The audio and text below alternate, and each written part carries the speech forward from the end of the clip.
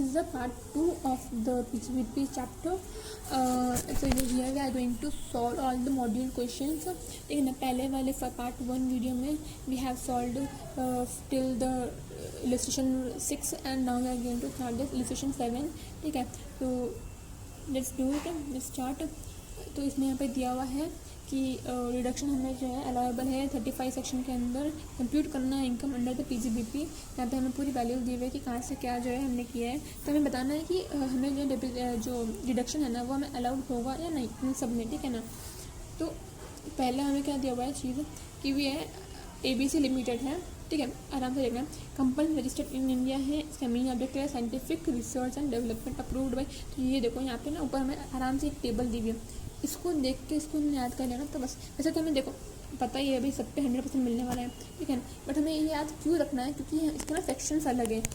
तो अगर हम सेक्शंस अगर याद करने हैं, मतलब अगर हमें एग्जाम सेक्शंस लिखना है ना, तो उसके लिए हमें क्या करना पड़ेगा, ऐसे लिख के फिर यहाँ पे लिखना पड़ेगा सेक्शन कि इस सेक्शन में हमें ये मिल रहा है, इस सेक्शन में हमें जो है ये मिल रहा है। तो पहले वाले में क्या बोलता है, expenditure incurred on scientific research related to associate business. Second है रिसर्च एसोसिएशन या फिर साइंटिफिक रिसर्च। थर्ड है पेड टू कंपनी, किसी कंपनी को दे रहे रिसर्च करने के लिए। फोर्थ है एसोसिएशन फॉर सोशल एंड अलग, ये अलग रिसर्च दिया हुआ है अलग। फिर है capital expenditure except land acquisition. फिर है नेशनल लेबोरेटरी को दे रहे हैं for scientific undertaken approved programme के अंदर। And then expenditure incurred by company engage in biotechnology. तो इसमें बायोटेक्नोलॉजी पे कर रहे हैं, इसमें सोशल साइंस पे कर रहे हैं, इसमें साइंटिफिक रिसर्च पे कर रहे हैं। ठीक है ना, ये पूरा साइंटिफिक रिसर्च का है। इस तरीके से रिसर्च है, इसके ऊपर हमें यहाँ पे सेक्शंस दिए हुए हैं। यहाँ पे देखना है क्या है। तो इसमें पहले वो बोला कि इसका जो है मेन बिजनेस है यही है रिसर्च का। फिर है सेकंड वाले में अप्रूव्ड साइंटिफिक रिसर्च प्रोग्राम में जो है IIT मुंबई को जो है पे किया है रिसर्च के लिए। फिर है यहाँ पे रेवेन्यू एक्सपेंडिचर है, इन हाउस R&D किया है फैसिलिटी। ठीक है ना, इसका ये अमाउंट दिया हुआ है। फिर एक्सपेंडिचर किया कैपिटल एक्सपेंडिचर, इस पर इन हाउस फैसिलिटी मतलब कंपनी के अंदर ही जो उन्होंने रिसर्च करवाया है किया है। ठीक है, तो इसका यहाँ पे दिया हुआ है जो है कितना अमाउंट हुआ था वो। इसका कॉस्ट ऑफ लैंड ये क्या बोला इंक्लूडेड है, तो इंक्लूडेड को माइनस कर लेंगे अगर। ठीक है, तो 12 लाख में से अगर माइनस करेंगे ना 4,50,000 हमारे पास आ जाएगा 7,50,000। फिर है amount paid to Indian Institute of Science Bangalore. तो इसके लिए जो है मतलब हमने किससे करवाया इंस्टीट्यूट से, तो उसका हमें साइंटिफिक रिसर्च का अमाउंट दिया हुआ है 10 लाख। तो हमें इस सब पे क्या करना है, हमें यहाँ पर लिखना है कि 100% रिडक्शन मिलेगा। इन सब में ये वैल्यू सेम ही लिखी हुई है, यहाँ पे बस वो जो है लैंड वाला माइनस कर दिया है। ठीक है ना, तो रिडक्शन कितना मिलेगा पूरा का पूरा। फिर हमारा नेक्स्ट क्वेश्चन हमारा है ये 8th। इसमें क्या बोल रहा है कि जो है इसमें हमें बोल रहा है कि 3 स्टार होटल है। ठीक है ना, विद इफेक्ट यहाँ पे दिया हुआ है ईयर। ठीक है ना, द कंपनी ने एक्सपेंडिचर किए। तो पहला एक्सपेंडिचर किया है कैपिटल एक्सपेंडिचर, इसके अंदर भी जो 70 लाख लैंड का इंक्लूडेड है। ठीक है ना, इंक्लूड ड्यूरिंग 25 एंड कैपिटलाइज हुआ था वो बुक्स ऑफ अकाउंट्स में। ठीक है, फिर कैपिटल एक्सपेंडिचर किया है ड्यूरिंग द ईयर, ये 40 लाख का इसमें गुडविल का है, तो गुडविल का भी हमें अलाउड नहीं होता है। ये ना क्वेश्चन उसका है किसका 35 AD स्पेसिफाइड बिजनेस होता है। एक स्पेसिफाइड बिजनेस का सेक्शन है, स्पेसिफाइड बिजनेस। ठीक है ना, तो बिजनेस का जो है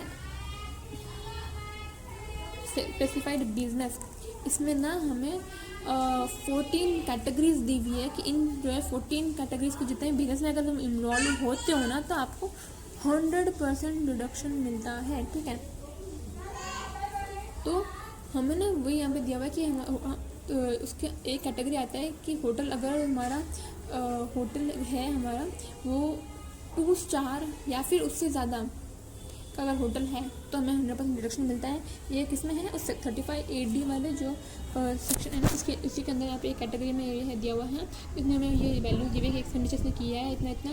उसके अंदर ना हमें capital low cost of land और गुडविल का ना रिडक्शन नहीं मिलता है, तो इसलिए हम उसको माइनस कर देंगे। 1 करोड़ 30 लाख में से माइनस करेंगे 70 लाख।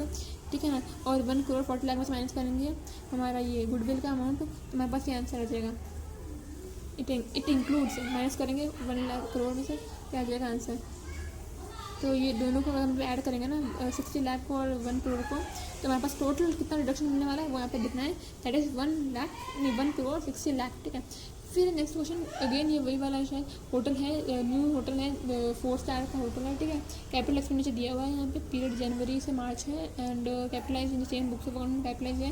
कैपिटलाइज मतलब होता है कि बुक्स ऑफ अकाउंट में जो है हमारा उसमें लिखा हुआ है, ठीक है ना, ऐसे ही बोला हुआ, मतलब कुछ नहीं, वो हमारा रिकॉर्डेड में है, ठीक है ना, रिकॉर्ड्स में है।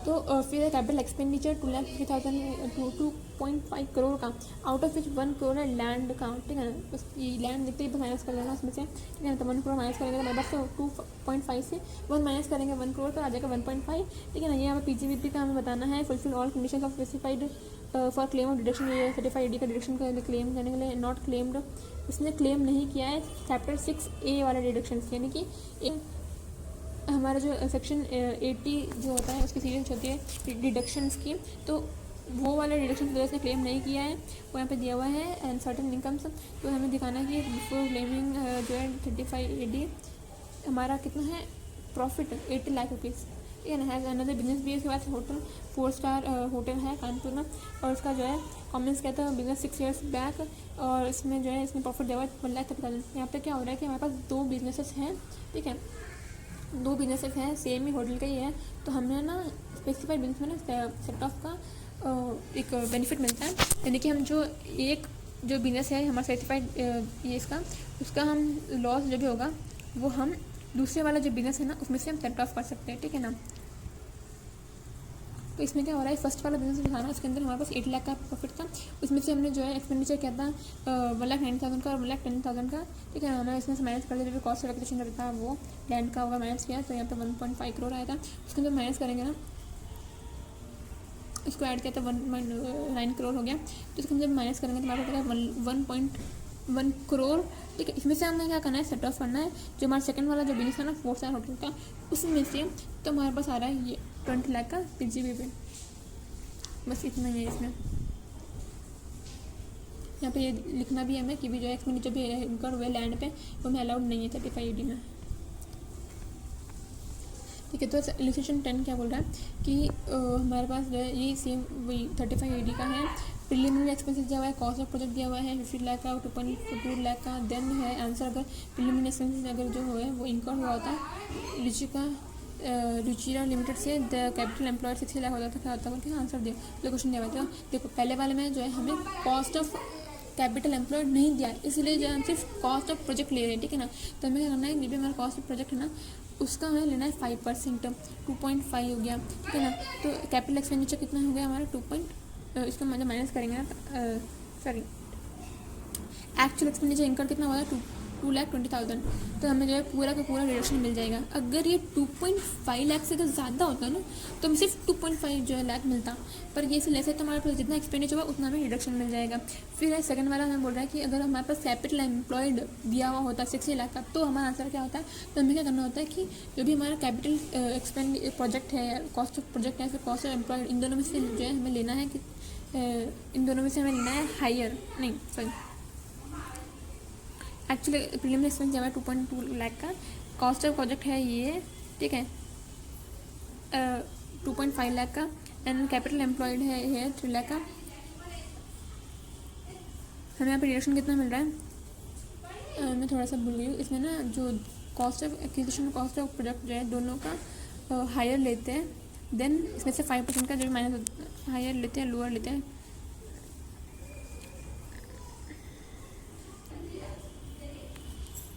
ठीक है, तो ये जो है यहाँ पे इसको कैपिटल एम्प्लॉयड जहाँ पे जो है मैक्सिमम रिडक्शन जो है shall be restricted to 2,20,000, maximum इतना ही मिलेगा, ठीक है। एंड अलाउड जो डेप्रिसिएशन है, deduction allowed for 5 lakh rupees, यानी कि जो लेसर होता है ना वो हमें अलाउड होता है, ठीक है। तो लेसर ये है हमारा 2,20,000 का, तो लोअर तो डिडक्शन मिल जाएगा 5 years तक इक्वल इंस्टॉलमेंट में, ठीक है ना। उसको 5 से डिवाइड कर देंगे 44,000 एवरी ईयर मिलेगा डिडक्शन, क्योंकि प्रिलिमिनरी एक्सपेंडिचर था, ठीक है, इसीलिए। फिर नेक्स्ट क्वेश्चन देखते हैं हम,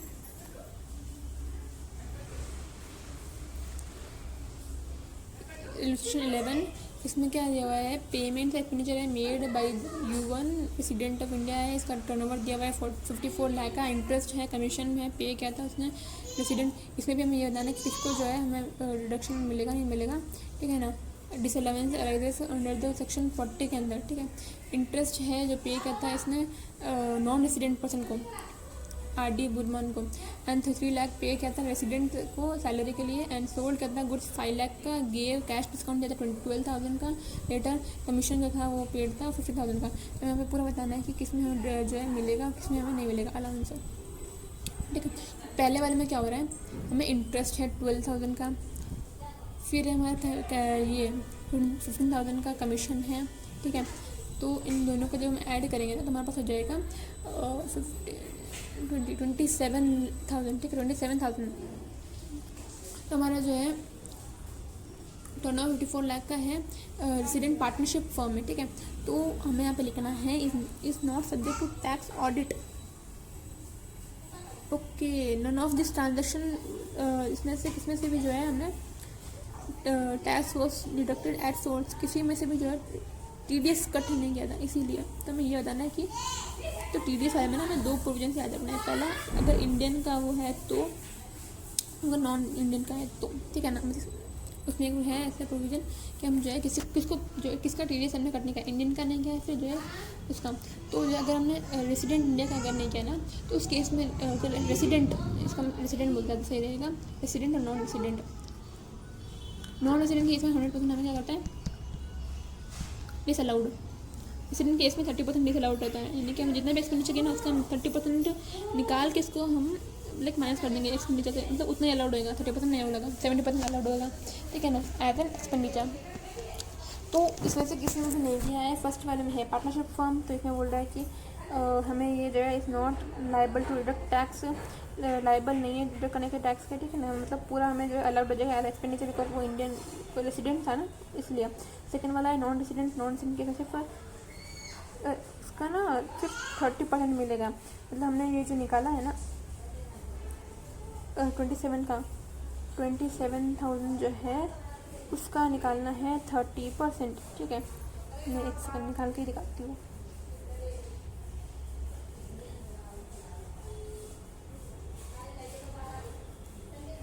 $27,000 है, इसका हमें निकालना है 30%, दैट इज़ ये, मतलब हमें इसको ना माइनस करना है अभी, सॉरी मैं ऐसा करती हूँ, यहीं पे जो है माइनस कर देती हूँ, -30% है।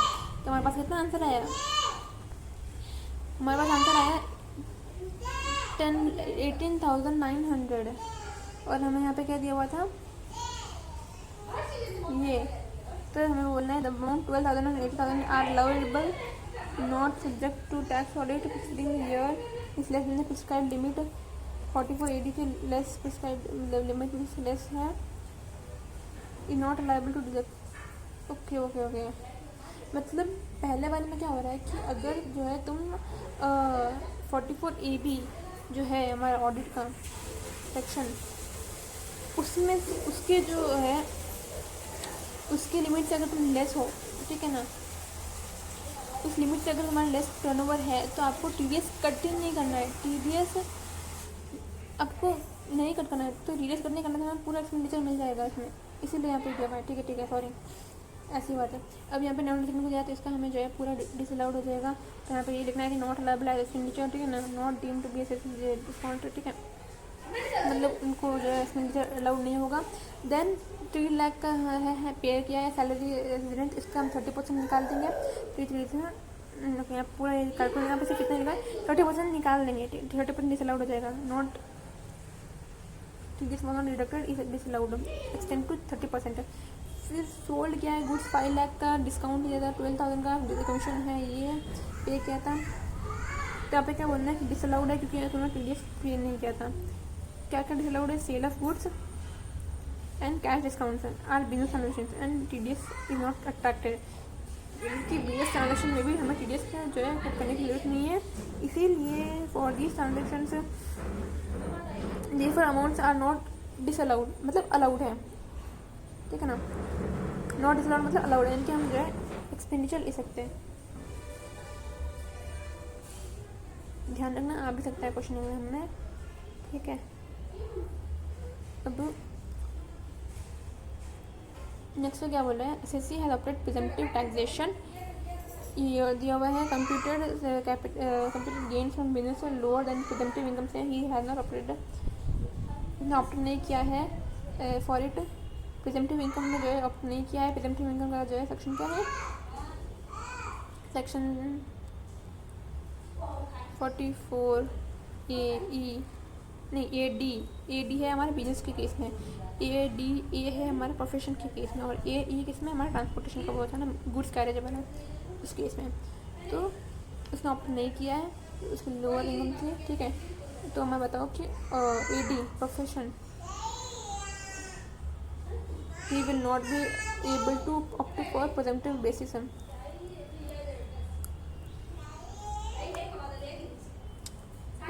ये किस में है, ये since his computed gains from business are lower than presumptive income has opted for presumptive income, इस ईयर में ऑप्ट किया था बट लोअर था, इसलिए उसने ऑप्ट नहीं किया था। Hence 5 subsequent year to that year ये हो जाएगा, he will not be able to opt for 44 AD। Okay, I am so sorry. इसमें क्या है कि हमें ना अगर प्रीवियस ईयर में अगर हमने ऑप्ट नहीं किया है ना 5 ईयर्स में से एक में भी ईयर में, तो हम नेक्स्ट 5 ईयर्स में जो है ऑप्ट नहीं कर सकते हैं। तो यहाँ पे देना है इसी जो है 1,80,000 है हमारा ग्रॉस रिसीट्स, इसमें ऑप्ट किया था, ये से उसको डिडक्शन मिल जाएगा, टैक्स रेट लगेगा 8% का, तो 8% लगाएंगे तो हमारी डीम्ड इनकम बन जाएगी। सेकंड वाला भी यही है कि हमें ऑप्ट किया था इसलिए यहाँ पे मिल गया। थर्ड वाला है कि हम ऑप्ट नहीं किया था, इसमें नॉट एप्लीकेबल, इसलिए जो है हमारा डीम्ड इनकम बन जाएगी 10 करोड़ की, 10 लाख की। बुक्स ऑफ अकाउंट जो है ऑडिट बनाना है, नो बनाना, नो, इसमें येस है। बुक्स ऑफ अकाउंट का डेक्सिंग सेक्शन अलग है, ठीक है। ये क्वेश्चन एंड आंसर है। इसमें क्या है, केस 1 बोल रहा है कि पावर जनरेशन वाला जो है बिजनेस है, WDV दिया हुआ है हमें, claiming depreciation opt for block कितना का 50 लाख का ब्लॉक है। नेट न्यू मशीनरी एक्वायर की है 25 लाख की, इंपोर्ट किया है न्यू मशीनरी 10 लाख का, डेट दी हुई है। एंड जो है फर्स्ट मशीन यूज देर अर्लियर, पहले यूज़ कर चुकी है, इंडिया में फर्स्ट यूज़र है अभी, ठीक है ना, तो हम इसे डीम्ड न्यू मानेंगे, ठीक है। And she bought computers for 5 lakh rupees, ये तो हमें अलग अलग ब्लॉक बनाना है, इसमें भी कंप्यूटर का ब्लॉक बनेगा, मशीनरी का ब्लॉक बनेगा, ठीक है। तो मशीनरी वाले में जो है हमें क्या करना, नहीं WDV हमें जो है पहले दिया हुआ है वो 50 लाख का, ठीक है ना, इसके अंदर हमें जो है फुल डेप्रिसिएशन मिल जाएगा 15% का। सेकंड वाला हमें न्यू मशीन एक्वायर की थी नवंबर के मंथ में, इसलिए जो है हमें हाफ डेप्रिसिएशन मिलेगा, तो लेस देन 1 डेज है। फिर है न्यू मशीन इंपोर्ट की थी मशीन, उसमें फुल मिल जाएगा, ठीक है ना, बड़ी यूज़ किया हुआ अर्लियर, ठीक है ना, ये हमने एक्वायर की थी अप्रैल में, ठीक है, तो इसका फुल मिल जाएगा, ठीक है ना। ईयर ध्यान रखना, ईयर कौन सा अप्रैल में है। फिर ये है लास्ट कंप्यूटर, अपने उसके पास कंप्यूटर था, ठीक है, 5 लाख का, ही शी बॉट न्यू कंप्यूटर, ठीक है ना। पावर जनरेशन में है तो इसका एडिशनल डेप्रिसिएशन मिलेगा कंप्यूटर का, ठीक है। और इसने जो इंपोर्ट किया था मशीनरी, उस पर भी हमें जो है न्यू मशीनरी, उस पर हमें मिल जाएगा हाफ डेप्रिसिएशन, तो फुल मिलेगा कंप्यूटर पे, इस पर हाफ मिलेगा अपना, ठीक है।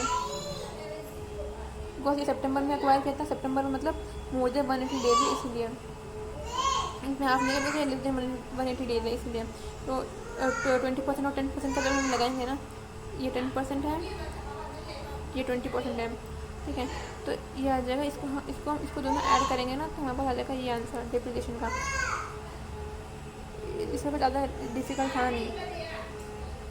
डेप्रिसिएशन का अगर फॉर्मेट पता है ना, तो उसमें जो है आराम से हम जो है पूरा कर सकते हैं। इसमें क्या है, सेकंड क्वेश्चन दिया हुआ है कि इसमें जो है एक्सपेंडिचर क्या है, CSR पे, कोल्ड चेन फैसिलिटी पे। कोल्ड चेन फैसिलिटी हमारा सेक्शन 44 AD, यानी कि वो स्पेसिफाइड 44 AD नहीं 35 AD, जो हमारा स्पेसिफाइड बिजनेस का है ना 14 कैटेगरी वाला, उसमें फॉल करता है, ठीक है। और ये है लोन पेड कितने का, 1 लाख का है। No TDS was affected, TDS नहीं लिया, ठीक है। हर sales was for the year 5 crore था। SCG उसका दिया हुआ है 50 लाख का। तो एक्सपेंसेस जो भी एक्सपेंडिचर किया है सीएसआर में वो तो हमारा डिडक्शन एज डिडक्शन अलाउड नहीं होगा, बिल्कुल नहीं होगा, ठीक है। फिर तो एंटायर जो है डिसअलाउड है। फिर स्पेसिफाइड बिजनेस है, she can claim 100% deduction 35 AD में। मैंने 44 AD बोल दिया ना, sorry, I am so sorry, नहीं मैंने 35 AD तो बोला है, 35 AD इंटायर बिजनेस जो है अलाउेबल होगा। फिर टर्नओवर था 1 करोड़ का, इसमें जो है TDS कलेक्ट नहीं किया, इसमें 30% का इस पर जो है क्या होगा, हमारा डिसअलाउड हो जाएगा, यानी कि 70% डिसअलाउड होगा, 70% अलाउड हो गया, 30,000 डिसअलाउड हो गया। फिर एसटीडी इसने पे किया था 50,000 का, ठीक है। Element income from such source, तो ये हमारा इंक्लूड हो जाएगा पीजीवीपी हेड में। अलाउेबल एक्सपेंस है, ठीक है ना, अलाउेबल बिकॉज स्पेसिफाइड बिजनेस में है। फिर है हमारा ये एक ट्रेडर है कोलकाता में, इसके स्टॉक दिया हुआ है, पूरी प्रॉफिट लॉस दिया हुआ है इसके पास, हमें देखना है कि अलाउड होता है नहीं होता है। ओपनिंग एंड क्लोजिंग स्टॉक है, ये बहुत खतरनाक क्वेश्चन है। तो ये ओपनिंग और क्लोजिंग स्टॉक वाला है ना, ये 10% अंडर वैल्यूड है, यानी कि ये जो है किसी, मैं ऐसे बता दूँ, एक्स अमाउंट का ये है 90%, यानी कि 10% कम है। तो हमें निकालना है कि अगर हम उसको 10% कैश में ऐड कर देंगे तो हमारे पास 100% आ जाएगा, ठीक है ना। अगर आपको ये समझ में आता है, करना है, जब भी अंडर वैल्यूड है ना, कि हमें दिया हुआ है यहाँ पे क्लोजिंग और ओपनिंग अंडर वैल्यू 10% से, एंड सैलरी दी हुई इंक्लूड से 20,000 पे टू रिलेटिव अनरीजनेबल है, तो ये माइनस, यहाँ पे देखो माइनस किया हुआ है, ठीक है, सैलरी में से। तो हम क्या करेंगे, इसको ऐड बैक कर देंगे बिकॉज ये अनरीजनेबल है, ठीक है। ऊपर से रिलेटिव को दिया हुआ है, ठीक है। फिर प्रिंटिंग एंड स्टेशनरी ये दिया हुआ है कैश में पूरा 1 को, यानी कि यहाँ पे जितना प्रिंटिंग स्टेशनरी दिया हुआ नहीं, पूरा हमारा क्या होगा, ऐड बैक हो जाएगा। इस साइड के जितने भी चीज़ें एक्सपेंसेस है ना, वो हमारे ऐड बैक होती है, और यहाँ पे जो होता है हमारा माइनस हो जाता है, बिकॉज ये ऐड किया होता है। तो ऐसे ध्यान रखना है एक चीज़, ठीक है। फिर हमारा प्लांट मशीनरी है, उसका ये क्या दिया हुआ है, प्लांट मशीनरी है, उसका WDV दिया हुआ है 12 लाख का, एडिशन जो है 5 लाख का वन मेड, एक और न्यू जो है मशीन लाई हुई थी, एंड मशीनरी को फोल्ड करा था 1 अक्टूबर को, उसको 12 इस अमाउंट पे, ठीक है ना। तो हमें जो है इसका डिप्रिसिएशन निकाल के उसको जो है माइनस करना है, और यहाँ का जो डिप्रिसिएशन दिया हुआ है ना, इसको हम क्या करेंगे, ऐड बैक करेंगे। तो 3 चीज़ें होगी, एक तो ये, एक ये, और एक हमारा सैलरी का वो, ठीक है ना, 3 एडजस्टमेंट। फिर थर्ड क्या देगा, ये रेंट और रेट जो include GST liability of 27,000 duly paid with in 7 अप्रैल, यानी कि जो है 7 अप्रैल हमारा एक डेट होती है, लास्ट डेट है फेयर है, तो उसके विद इन, अगर ड्यू डेट के विद इन अगर हम पे करते हैं तो जो है हमें अलाउड होती है, अगर ड्यू डेट के बाद में करते हैं ना तो हमें वो डिसअलाउड जाती है, कोई भी एक्सपेंसेस, ठीक है। तो हमारे इसमें ड्यू डेट देखना है, ड्यू डेट क्या होती है, ये ड्यू डेट के अंदर है या नहीं है, ठीक है ना। फिर expense, general expense include donation दिया है, जनरल एक्सपेंस में 12,000 का पब्लिक चैरिटी ट्रस्ट में ड्यूरिंग द ईयर। तो हम क्या करेंगे, ये जो डोनेशन होगा ना 12,000 का, वो हम पहले क्या करेंगे, ऐड बैक करेंगे, फिर हम वो जो है आगे जो है उसमें से माइनस करेंगे, बिकॉज वो जो है हमारा उसमें आता है, क्या कहते हैं, वो हमारा आता है सेक्शन 80 सेक्शन 80 वाली सीरीज जो होती है डिडक्शंस की, उसमें से हमें आता है, मिलता है, ठीक है ना। डोनेशन वाला जो भी होता है वो पब्लिक चैरिटी ट्रस्ट में किया है, तो इसमें हमें अलाउड नहीं होगा, वो हमें अलाउड होगा उसमें। लेकिन हम अभी क्या करें इसमें कि कैलकुलेट PGPP एंड ये क्या बोला, एडवाइस करो क्या उसको प्रेजेंटिव इनकम में जाना चाहिए या नहीं, ठीक है। तो अब ना यहाँ पे एक और चीज़ लगी हुई, entire amount distribute by account पे चेक, ठीक है, मतलब कैश में तो कुछ भी नहीं हुआ है, सब अकाउंट पे चेक में हुआ है। तो अब हमें जो है यहाँ पे पूरा एक तरह लिखना है, पहले हम लिखेंगे नेट प्रॉफिट लिखेंगे, फिर हम इसमें क्या करेंगे, अंडर वैल्यूएशन जो है वो वाला हम कैलकुलेट करके जो क्लोजिंग स्टॉक है उसको हम ऐड करेंगे, और ओपनिंग स्टॉक को हम लेस करेंगे, क्योंकि वो पहले से हमने जो है कम किया था, इसलिए जितना भी जो है कम क्या है वो हम माइनस करेंगे। तो उसे हम कैसे निकालेंगे, जो भी हमारा क्लोजिंग स्टॉक है वो उसको हम डिवाइड कर देंगे, उसको हम डिवाइड करें 90%, कि वो 90% है ना किसी का, तो हमें निकालना है 100% क्या है, तो हम उसको डिवाइड करेंगे 90% से, तो हम डिवाइड करेंगे ना, हमारे पास आ जाएगा कितना, 2,22,000 आ जाएगा, 222, ठीक है। तो हम इसका 10% लेंगे, क्योंकि वो हमने क्या करा, अंडर वैल्यू किया था, तो वो हम लेंगे, इसका हम क्या करेंगे, ऐड करना है 10% इसका 10%, काट दो, ये हमारा 10% हो गया, तो ये आ गया। फिर सैलरी जो एक्स्ट्रा दी थी वो हम ऐड बैक कर रहे हैं, प्रिंटिंग से जो वो कैश था वो मोर देन 20,000 था, इसलिए हम पूरा का पूरा ऐड बैक कर रहे हैं। डिप्रेशन जो हमारा पीजीपी का वो हमें allowed, sorry profit and loss का वो अलाउड नहीं होता, इसलिए वो हम क्या कर रहे हैं ऐड बैक कर रहे हैं। और जो हमारा पीजीपी का होगा ना, नहीं सॉरी टैक्स इनकम टैक्स का होगा ना, उसे हम माइनस करेंगे। फिर डोनेशन है वो हमारे इसमें नहीं आता, इसलिए इसे माइनस करते हैं, बिकॉज हमें पता है कि सेक्शन 44A में जो है हमें सेक्शन 80 जो सीरीज होती है ना, उसकी जितने भी वो डिडक्शन होते हैं वो अलाउड नहीं होती है। फिर loss on sale of shares, अब यहाँ पे क्या है, हमने शेयर्स जो है लॉस हुआ है यहाँ पे, ठीक है, यहाँ पे लिखा हुआ है।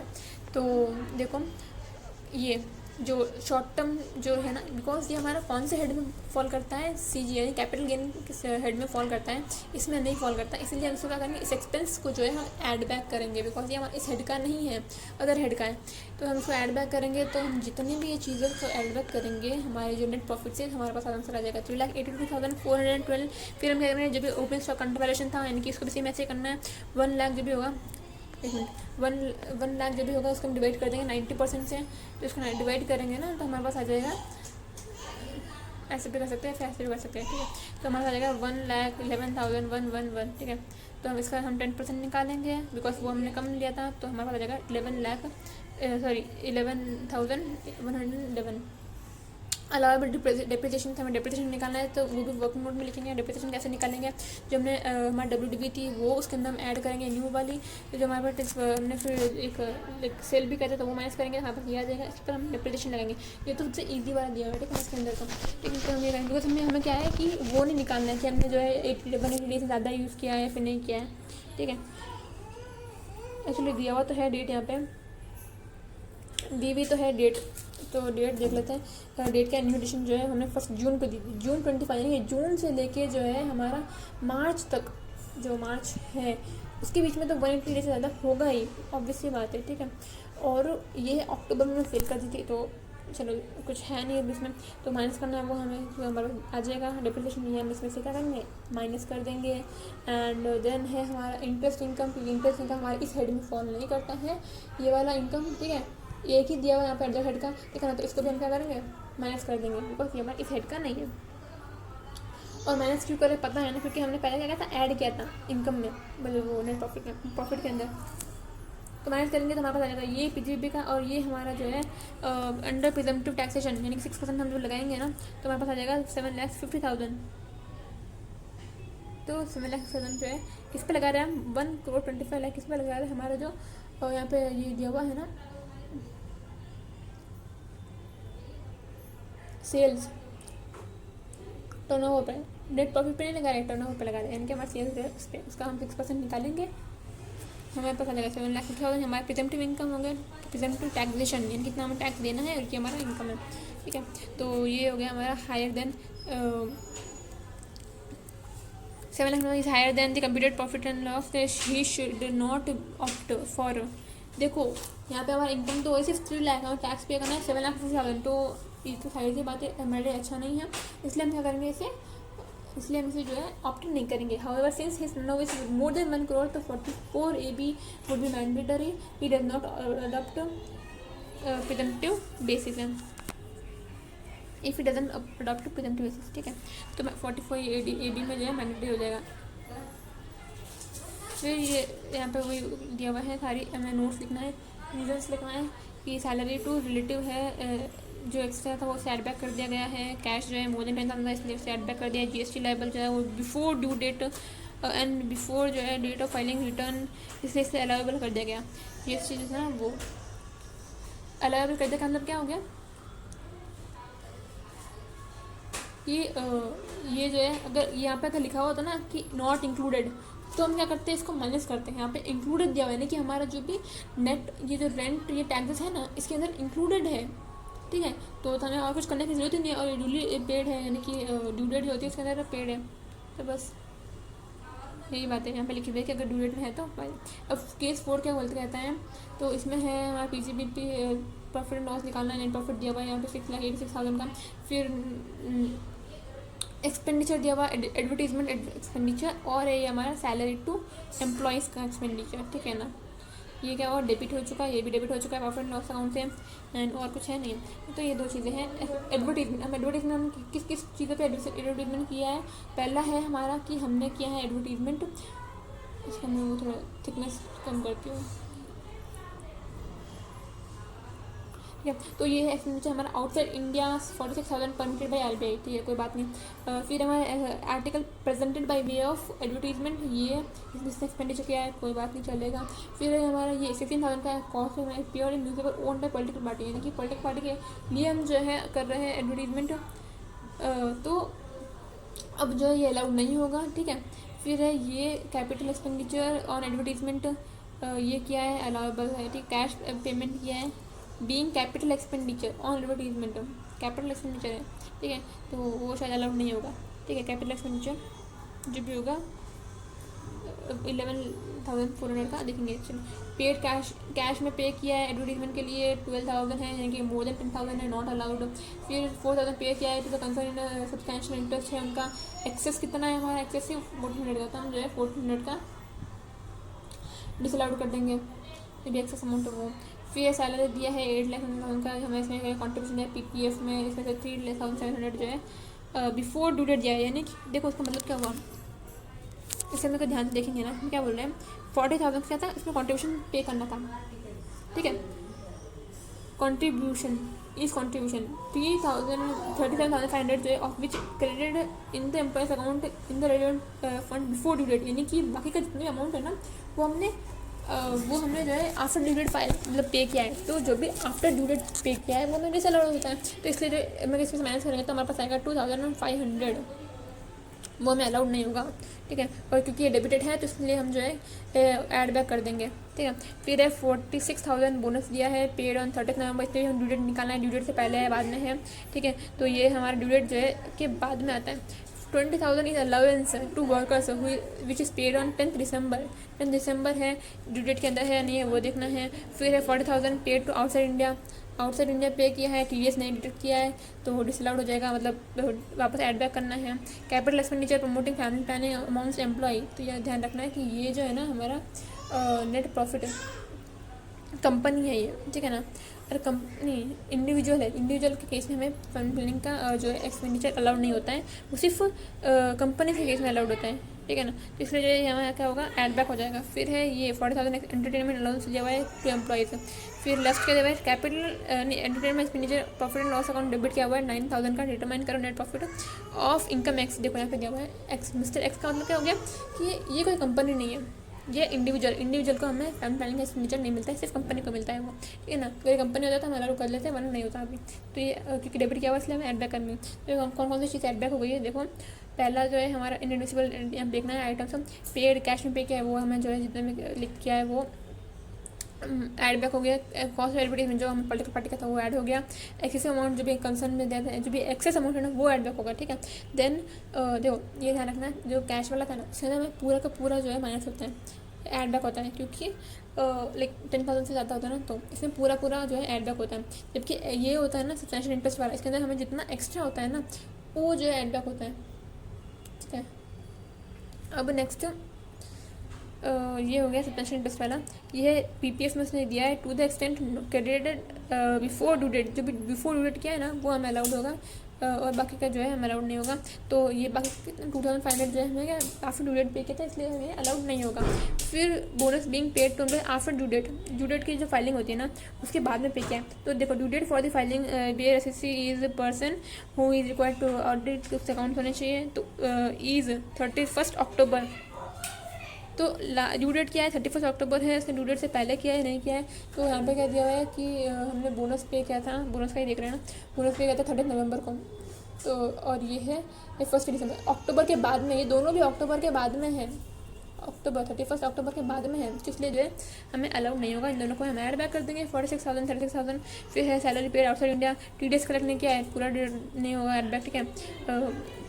अगर ये ध्यान रखना है अगर इंडिविजुअल होता आउटसाइड इंडिया नहीं होता, अगर इनसाइड इंडिया मतलब कोई होता तो जो है हमें 30% डिसअलाउड होता, ठीक है। अब जो है फैमिली प्लानिंग ये भी जो है हमें अलाउड नहीं होता है, यहाँ पे लिखा हुआ allowed only to the corporate SSC 6,000 का एड बैक हो गया। एंड एडवर्टीजमेंट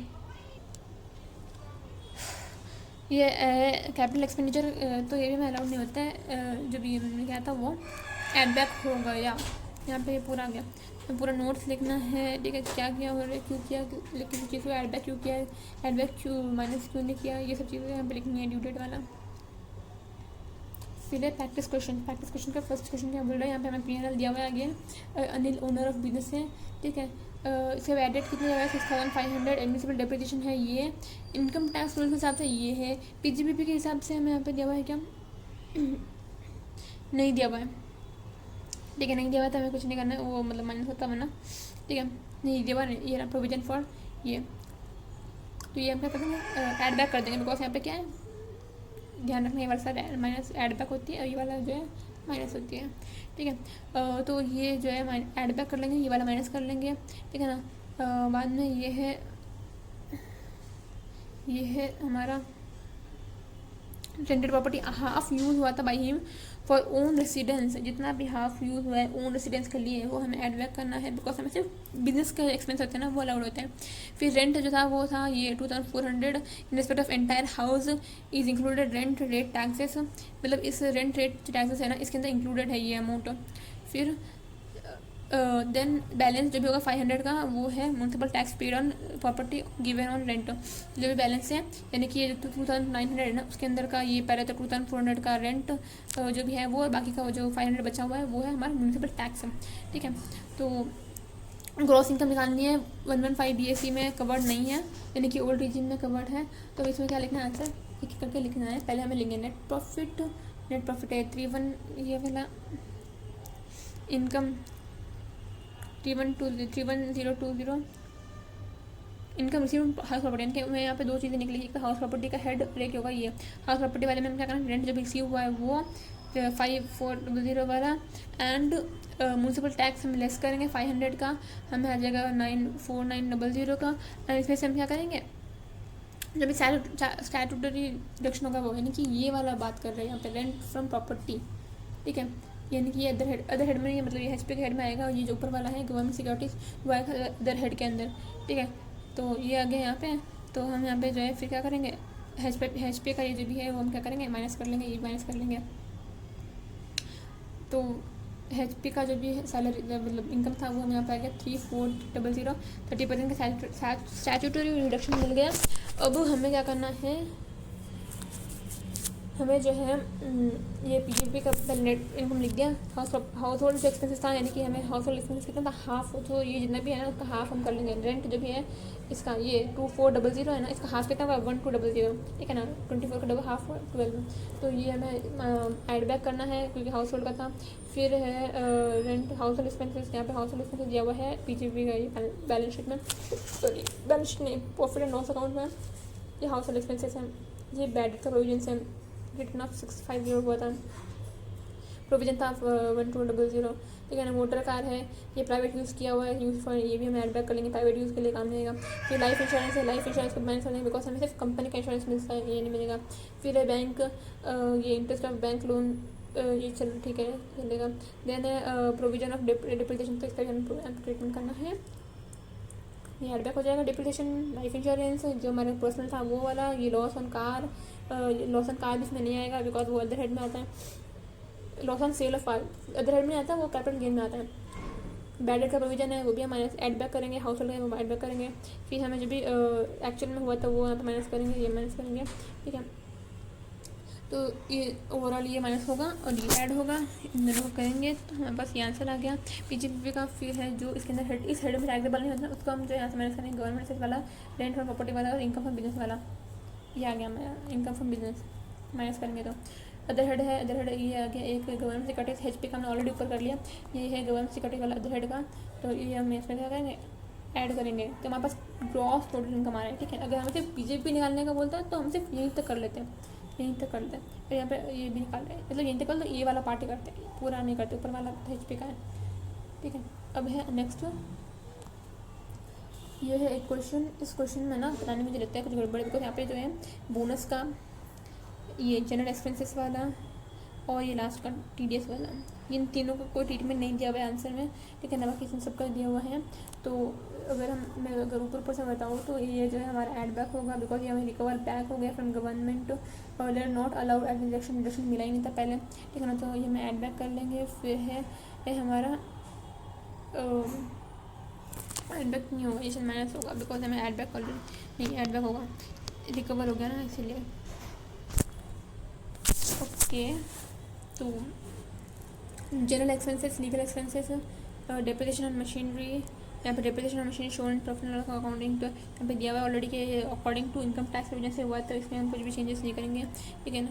फिर स्टाफ सैलरी ठीक है, बोनस ठीक है, अप्रूव्ड ग्रेचुटी फंड भी ठीक है, outstanding liability for custom duties okay, bad debt recovered, gift from son किस में आएगा, अदर सोर्सेस में आएगा, सन रिसीट्स ड्यूटी से रिकवर हुआ है, bad debts recovered earlier allowed at deduction, तो हमें अभी बैड डेट्स भी रिकवर हो चुका है, जो हमें अलाउ मतलब हमें उसका डीम इनकम मान लेंगे। तो ये ऐड क्या करना है, तो ऐड सिर्फ एक ही चीज़ होगी, दैट इज़ जो आउटस्टैंडिंग कस्टम ड्यूटी थी ना, वो क्यों पता है कि ये जो 3rd 5th प्रोजेक्ट जाए ना ये वाला, क्योंकि जो है हमें ना जो भी एक्सपेंसेस होता है ना वो हमें एक्रूड बेसिस पे होता है, मतलब जो एक्चुअल हम एक्सपेंस करते हैं ना उसके बेसिस पे होता है, आउटस्टैंडिंग बेसिस पे हमें नहीं मिलता है। तो हमने पे कर दिया था ये इतने जितने भी जो थे 10,500 का, 1,000 का, 200 का, 2,000 का और 1,000, ये हमें अलाउड हो जाएंगे, बट ये वाला हमें अलाउड नहीं होगा, ठीक है ना। तो the return is furnish, return हमने फर्निश कर लिया, तो इसलिए जो हम इसे एड बैक करेंगे, क्योंकि आउटस्टैंडिंग एक्सपेंसेस अलाउड नहीं होता है। ये आगे हमारा इनके इसमें लेस कर देंगे, हमें जो भी रिकवर बैक हुआ है वो फ्रॉम अदर सोर्सेस वाला, और ये साइंटिफिक रिसर्च वाला, साइंटिफिक रिसर्च कहाँ पे है 5,000 का, ये वाला capital expenditure on scientific expenditure is however not recorded in the profit loss account, recorded नहीं है।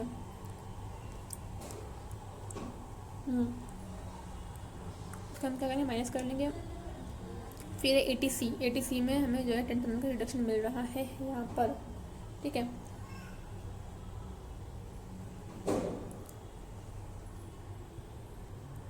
कौन सा वाला है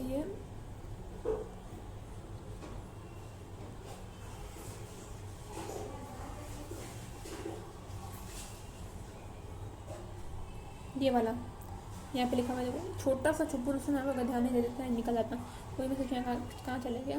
तो ये प्रोविडेंट फंड का, यहाँ पे 10,000 का प्रोविडेंट फंड में भी जो है दिया था, ठीक है। तो ये टर्नओवर दिया हुआ है हमारा, तो टर्नओवर बताना है। तो ये ATC वाला यहाँ पे हम क्या करेंगे, लेस कर देंगे 10,000, यहाँ पर हमारा टोटल इनकम आ गया। अब है नेक्स्ट ये एक्सपेंसेस एडमिसिबल एज डिडक्शंस, ये इसमें से कौन कौन से हमें एडमिसिबल है या नहीं है वो बताना है। तो स्टॉक इन ट्रेड है, हमें लॉस हुआ था, was loss in fire loss हुआ था 12,000, इसलिए हमने डेबिट कर दिया है प्रॉफिट एंड लॉस अकाउंट में। फिर स्पेंड किया है जिसमें ट्रेडमार्क पे, इंक्रीजिंग ट्रेडमार्क मतलब छूट फाइल हुआ था, तो उससे हमें जो है एक्सपेंडिचर करना पड़ा 10,000 का। इंटरेस्ट पे किया है 15,000 का, overdraft obtained for paying dividend, ठीक है। इंटरेस्ट पेड टू बैंक को पे किया था, ठीक है। एंड इंटरटेनमेंट अलाउंस दिया हुआ 28,000 का एक्सपेंडिचर है, कैपिटल एक्सपेंडिचर 1 लाख का, इंकर टूवर्ड्स फैमिली प्लानिंग, ठीक है ना। तो ये देखो ये कंपनियाँ नहीं है, कंपनी है तो अलाउड होगा, ठीक है। फिर है अमाउंट एम्प्लॉय ऑफ EBC में कंपनी का अलाउड है। फिर 20,000 इन्वेस्टमेंट किया था स्टैट्यूटरी इनकम टैक्स प्रोसीडिंग्स के अंदर। फिर है 3,000 spent on installation of new telephone connection. Travelling expense है, ये भी डायरेक्ट ट्रैवलिंग एक्सपेंस दिया था 20,000 का, इंकर्ड टूर USA टूर करने के लिए से दिया था विद नेगोशिएशन, तो बिजनेस के काम के लिए भेजा गया था। फिर compensation pay to widow and sudden decease of employ, factory में कुछ एम्प्लॉय था वो डिसीज हो गया, तो फिर उसकी वाइफ और बच्चों को जो कंपनसेशन पे किया गया था on the order of labour code. तो हमें कौन सा अलाउड है लिखना है। तो लॉस जो भी है ना इस डिडक्शन अंडर PGBP, ठीक है, डिडक्शन मिल जाएगा। फिर है सूट जो भी हमें फाइल किया था is fully admissible because it is commercial expediency security for security of registration of trademark, ठीक है, ये भी मिल जाएगा बिकॉज हमारा सिक्योरिटी के लिए किया है हमने। फिर इंटरेस्ट 15,000 पे किया है ओवरड्राफ्ट के लिए, वो भी अलाउड है हमें, okay. Then entertainment expenditure covered, fully allowed है एंटरटेनमेंट एक्सपेंडिचर।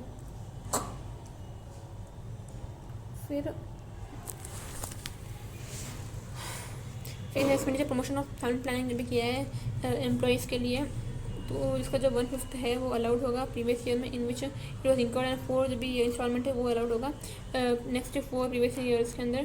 ठीक है, मतलब इसका 5 इंस्टॉलमेंट होगा, जो फर्स्ट इंस्टॉलमेंट है वो मिल जाएगा प्रीवियस ईयर में, मतलब जो हमारे भी है। बाकी का जो नेक्स्ट 4 प्रीवियस ईयर होगा ना, उसमें इनके हम प्रीवियस ईयर ही बोलेंगे ना, जो अकाउंट्स में जब कैलकुलेशन करेंगे, कंपोजिशन करेंगे तब, तो बाकी का 4 इंस्टॉलमेंट मिल जाएगा, एक मिल जाएगा।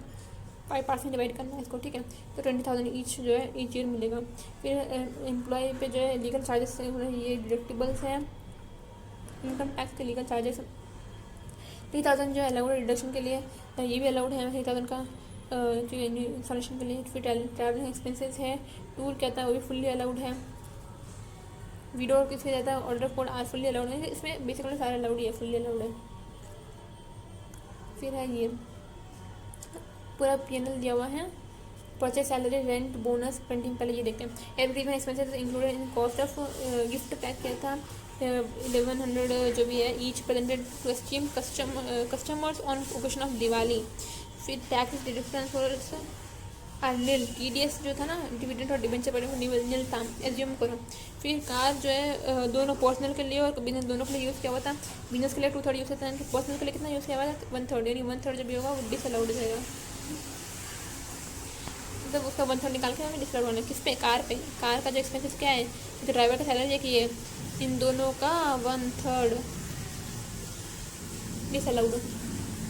प्रॉपर्टी है, प्रॉपर्टी टैक्स 4,000 का in respect of self occupied house whose rental value was 18,000, rental value 18,000 थी। हाउस प्रॉपर्टी टैक्स है 4,000 का।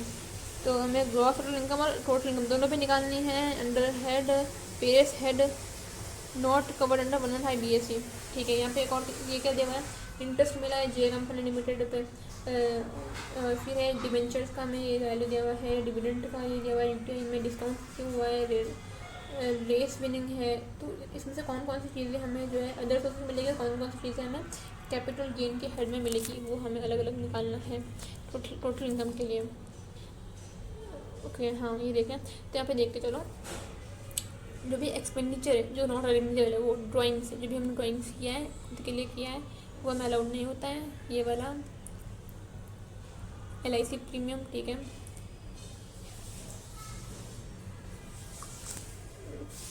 LIC प्रीमियम कार फिर से वाले जो मेरे बोला था वो हमें डिस्काउंट जगह एडबैक कर दिया। प्रॉपर्टी टैक्स भी है वो हमें नहीं मिलेगा यहाँ पे, तो एडबैक कर दिया। फिर है ये मेडिकल एक्सपेंडिचर जो 3,000 का हुआ है, 3,000 का मेडिकल एक्सपेंडिचर कहाँ पे है वो यहाँ पे। ओके ओके ओके, ये मेडिकल एक्सपेंडिचर सर्विस डिसेबिलिटी, ये छूट कैसे गया। अच्छा, यहाँ पे एक और चीज़ भी लिखी हुई है, cost of NSC। Cost of NSC ने कि ये आता है हमारा सेक्शन 80C में एज रिडक्शन, ठीक है। तो उसमें हमें जो है मिलेगा, यहाँ पे नहीं मिलेगा, यहाँ पे ऐड बैक कर लेंगे। ये जो है डिसेबल उसका सन था डिसेबल, उसके बाद मेडिकल एक्सपेंडिचर हुआ है 3,000 का। यहाँ पे कितना मिला फ्लैट 75,000 का, 75,000 का रिडक्शन मिलेगा, ठीक है। तो इसमें क्या माइनस करेंगे बाद में जो है लिस्ट करेंगे। तो मेडिकल एक्सपेंस यहाँ पे माइनस करेंगे, कॉस्ट भी माइनस करेंगे, बाद में हमें मिलेगा। तो यहाँ आगे यहाँ पे इनकम PGP की नहीं, यहाँ पे अभी नहीं है, यहाँ पे माइनस करेंगे अदर हेड वाले। तो ये जो भी है जो इस हेड में फ्लेक्सिबल नहीं होगा उसको हम सबको माइनस करेंगे यहाँ से, ठीक, इतना माइनस करेंगे। अब अदर सोर्स में आता है इंटरेस्ट भी, अदर सोर्स में डिविडेंड, अदर सोर्स में हॉर्स इसमें भी अदर सोर्स मिलेगा। इन तीनों को ऐड करेंगे, ये हमारे अदर सोर्स का हेड मिल गया। इनकम आ गई, डिडक्शन मिलेगा 40 में कितना, एक तो 80C वाला और एक है 80DD वाला, डिपेंडेंट डिसेबल वाला, ठीक है ना। डिपेंडेंट डिसेबल 75,000 का फ्लैट रिडक्शन मिल गया, और LIC का 5,000 का प्रीमियम, और एक ये जो भी हमारा NSC का था 3,000 का वो हमें मिल जाएगा रिडक्शन। रिडक्शन से माइनस करेंगे तो उसमें इनकम मिल जाएगी, ठीक है। बहुत ज़्यादा लंबा हो गया वीडियो। अब है ये क्वेश्चन, सैलरी है दी हुई है, इंक्रीमेंट एक्सपेंसेस है, जनरल एक्सपेंसेस है, बैड डेट्स है, ये है। पहले ये देखते हैं salary to salary paid to relative unreasonable है, ये एड बैक होगा। Provision for income tax excessive कितना है, इनकम टैक्स का प्रोविजन ये इतना एक्सेसिव है, ठीक है, ये एड बैक हो जाएगा। डिप्रिसिएशन है यहाँ पे 9,500 का, इनकम टैक्स के अकॉर्डिंग ये वाला माइनस होगा, यहाँ पे जब ना ये वाला जो है एड बैक होगा और ये वाला माइनस हो जाएगा। फिर इसको माइनस करेंगे। प्रीवियस ईयर का following payments made have sum debited account, इस वाले ईयर में कर दिया। हैव नॉट बीन डिडक्टेड, अच्छा डिडक्ट नहीं हुआ है पेमेंट का। तो आउटस्टैंडिंग कस्टम्स कितना है, ये पेड किया है हमने आउटस्टैंडिंग एक्सपेंसेस को 5000 पेड किया है ऑन 25 कब कस्टम ड्यूटी जो था वो प्रीवियस ईयर का। फिर पेटेंट एक्वायर किया था इस दिन, तो इसका भी हम निकालेंगे, वो डिप्रिसिएशन निकालेंगे। तो फाइलिंग रिटर्न ऑफिस से तो हमें क्या निकालना है, हमें टैक्सेबल इनकम निकालनी है। जुलाई ये 115 BSE में कवर्ड है, ठीक है ना, ये ध्यान रखना है कवर्ड है, बाकी वाले कवर्ड नहीं थे। तो अब ये करके हम सेट करना है। पहले यहाँ पर एक बार देख रहे थे, ये भी नहीं देखा हमने। General expenses, entertainment expenses, salary to staff, ठीक है, अलाउड है। बैड डेट्स यहाँ पर कुछ दिया हुआ था नहीं है, ठीक है। तो रिजर्व बनाया हुआ है, चलो रिजर्व तो बिल्कुल भी अलाउड नहीं होता है, ये ध्यान रखना है। रिजर्व जो भी होता है एंड जो प्रोविजंस होता है ना, वो हमें कभी भी अलाउड नहीं होता है। एक्चुअल एक्सपेंडिचर अलाउड होता है, बिकॉज हम पहले से एडवांस बना के रखते हैं ताकि अगर हुआ तो ये काम आए, पर यहाँ पे जो है अलाउड नहीं होगा। फिर एडवर्टाइजिंग एक्सपेंसेस जब 7,000 का इंटरेस्ट मिला है ऑन कैपिटल, ये भी हमारा जो है अलाउड नहीं होगा। क्योंकि ये हमारे इस हेड में फॉल नहीं करता है। फिर पेटेंट का एक्विजिशन किया था, राइट्स अमाउंट दिया हुआ है, ये यहाँ पर डेट दी हुई है 11th, यानी कि ये नवंबर में एक्वायर किया था, सॉरी नवंबर में एक्वायर किया था। तो 31 तक 100 डेज होता नहीं है, लेस देन 100 डेज है कि हाफ मिलेगा। यानी पेटेंट इंटेंजिबल एसेट्स है, इसका मिलेगा 25% का हाफ, यानी कि 12% नहीं 12.5%, ठीक है।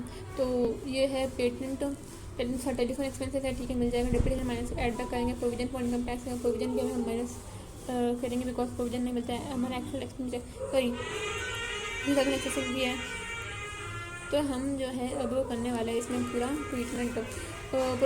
चलो एक्सपेंसेस जो नॉट वाले क्या है, रिलेटिव को एक्सेस दिया था वो, ये डिप्रिसिएशन का एंड फिर ये provision for income tax full amount 4,000 का, ठीक है। यहाँ पे भले ही एक्सेस दिया हुआ है, चल एक्सेसिव है, बट हमें कितना मिलेगा, पूरा का पूरा जो है डिसअलाउड हो जाएगा, 4,000 का पूरा डिसअलाउड हो जाएगा। बिकॉज मैंने अभी बोला था प्रोविजंस और रिजर्व्स दोनों भी डिसअलाउड होता है,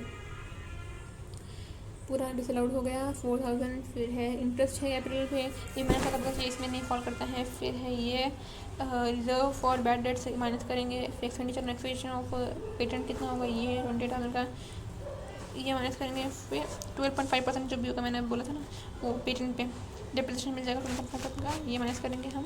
कस्टम ड्यूटी जो है जैसे बोला 25 का जो है ना, वो हम जो है लेस करेंगे। देखो यहाँ पे ध्यान से देखो, यहाँ पे क्या बोल रहा है, असेसमेंट ईयर क्या है, पहले ये देखो 26-27, यानी कि हमें क्या करना है 25-26 प्रीवियस ईयर है, राइट। हमें क्या मिलता है, सिर्फ 25-26 का ही जो एक्सपेंडिचर अलाउड होता है। ये है हमारा 10-6-25 में पे गया, यानी कि ये तो हमारा अलाउड होगा। ये है नेक्स्ट ईयर में, यानी कि 26-27 के ईयर का है पेड, ये तो उसका असेसमेंट ईयर का है, तो ये नेक्स्ट ईयर में मिलना चाहिए ना, यहाँ पर क्या मिलेगा, ठीक है। इसमें आउटस्टैंडिंग था, हमने पे किया है 5,000 का, तो हमें 3,000 का अलाउड होना चाहिए। यहाँ पर देखते क्या लिखा हुआ है, आउटस्टैंडिंग है, अच्छा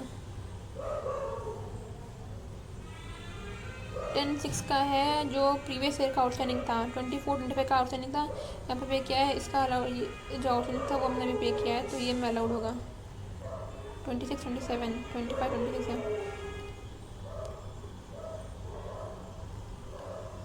ओके। 5,000 का लेस कर रहे हैं।